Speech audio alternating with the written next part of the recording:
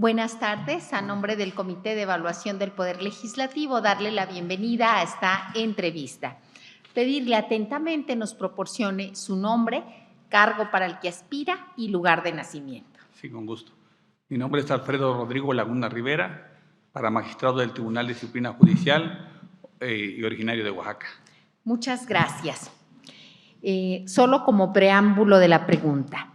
En los juicios orales o de acuerdo al principio de oralidad, lo más importante es que las partes estén en la audiencia de juicio y que la persona juzgadora esté ahí. Es indelegable, ¿verdad?, la presencia de el juez, jueza, magistrado, magistrada. ¿Qué hacer desde el Tribunal de Disciplina Judicial cuando se tienen quejas de que las personas juzgadoras no presiden la audiencia de juicios orales y que solo firman su presencia, pero no hay constancias más que el dicho de las partes? ¿O qué medios tienen las personas juzgadoras? ¿Qué medio tiene el Tribunal de Disciplina para verificar o no la presencia de la persona juzgadora en audiencia de ley? Bien, bueno, hoy en día los juicios de materia adversarial, que es principalmente donde está aplicando, pues tienen que hacerse en una audiencia pública en la que igualmente todo es videograbado, debe existir la constancia, de hecho es el expediente, llamémosle electrónico, entonces habría que recurrir a eso, ¿no? Digo, no bastaría el dicho de las partes, forzosamente la audiencia tiene que llevarse en esos términos para poder comprobar el principio de inmediatez y de mediación que se da en los sistemas adversariales y que casualmente ya también va a aplicarse en materia civil y familiar con la reforma al Código de Procedimientos Federales en esta materia. Y en aquellos casos donde todavía y que se da en nuestro país no se videograban las audiencias, ¿qué hacer? Bien, en esos casos yo creo que sí sería importante tal vez el dicho de las partes. En el caso de nuestro estado, cuando estaba el sistema tradicional, esta situación la verdad era bastante recurrente. Quien llevaba la audiencia son los secretarios judiciales, pero usualmente no había ninguna queja en ese sentido. Lo que sí ha ocurrido en algunos casos es que en el momento de la audiencia los abogados de las partes o las mismas partes piden que la presencia del juez, y en ese sentido pues al secretario no le ha quedado más que en su momento pues suspender la audiencia y llamar al titular. En este caso pues sería una falta pues grave del servidor público el no estar asistiendo a una audiencia donde tiene la obligación. Muy bien. Un planteamiento adicional. ¿Qué hacer cuando no se respeta y cumple el término para la emisión de sentencias que marca bien sea la legislación aplicable o el código correspondiente? Ahí habría que analizar, yo creo, caso por caso. Se ha presentado, yo estuve en sala penal y sí se pasaba a veces los términos.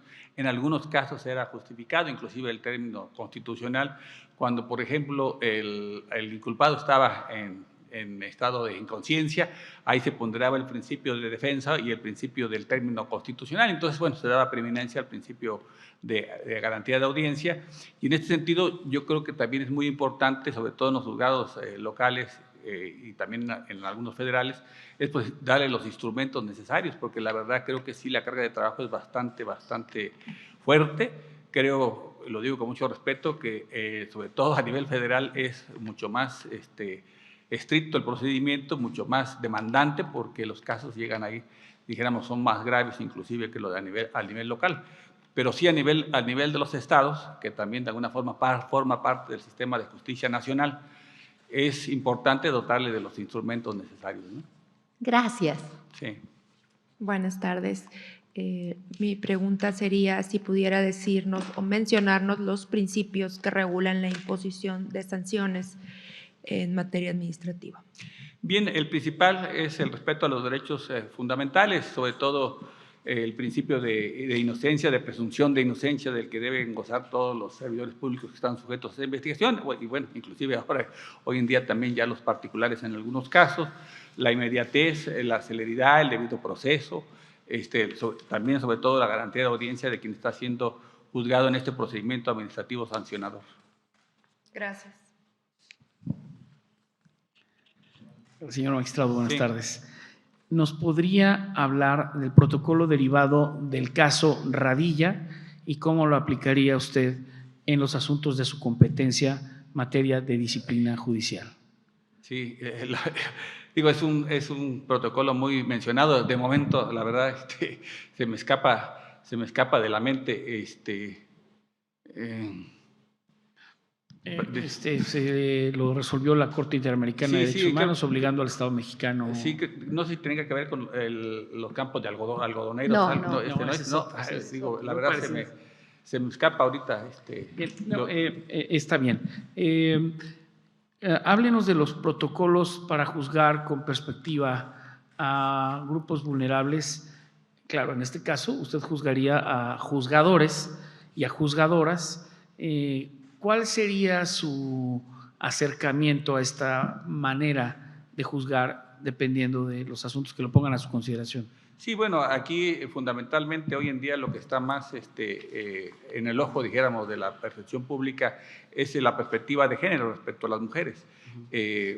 Ahí habría que aplicar el principio de género, tomando en cuenta los contextos culturales, sociales, económicos, inclusive de aquellas mujeres que en su momento dado están siendo o ya bien parte de una queja o una denuncia o bien parte dijéramos, de los servidores públicos imputados. Habría que tomar en cuenta estas circunstancias, posiblemente tomar medidas cautelares a efecto de evitar alguna repercusión en quien esté poniendo la queja, si se trata también de algún compañero del mismo juzgado, del mismo tribunal. En el caso nuestro, en Oaxaca, hubo una cuestión de acoso sexual respecto a una secretaria judicial, y en su caso, en ese momento, el Consejo determinó como medida cautelar, por ejemplo, cambiar de adscripción al titular del juzgado a efecto de evitar mayores consecuencias a la persona. Y bueno, hay medidas reparatorias como la indemnización, la reparación del daño, la disculpa pública tal vez a la persona ofendida, ¿no? Muchas gracias. ¿Sí puedo? ¿Sí? Claro. Así, gracias. Su opinión respecto de las suspensiones otorgadas en contra de la reforma judicial. Bien, yo considero la verdad que ha habido una falta de sensibilidad del Poder Judicial Federal. Yo soy parte de un Poder Judicial local. Lo que me anima a participar en esto es que realmente sí ha habido una cerrazón de los poderes judiciales federales. A pesar de nosotros ser parte, dijéramos, del sistema de justicia nacional, porque casi, dijéramos, me atrevo a decir que somos los pilares, porque el Poder Judicial Federal ve la mayoría de los casos, hay como un estatus, dijéramos, que se consideran ellos distintos para respecto a los juzgados o los juzgadores pertenecientes a las entidades federativas. Entonces yo creo que ha sido una falta de sensibilidad y que realmente, por ejemplo, el caso último de la suspensión del Comité de Evaluación me parece también bastante fuera de lugar, porque está vulnerando los derechos de quienes confiaron en ese comité, ¿no? Entonces, hoy en día, inclusive yo comentaba que a lo mejor valdría la pena un acuerdo del Poder Legislativo a efecto de llamar a quienes tuvieron la confianza en ese poder, porque también no podemos generalizar, ¿no? Digo, a lo mejor estigmatizar a todo el poder o todos los miembros de la Corte por esta determinación que se toma, y habrá seguramente servidores públicos que se inscribieron con una verdadera vocación de servicio y pues tal vez puedan respetarse esos derechos o esa expectativa de derecho a participar, siendo llamados tal vez a este comité, ¿no? Muchas gracias. Sí.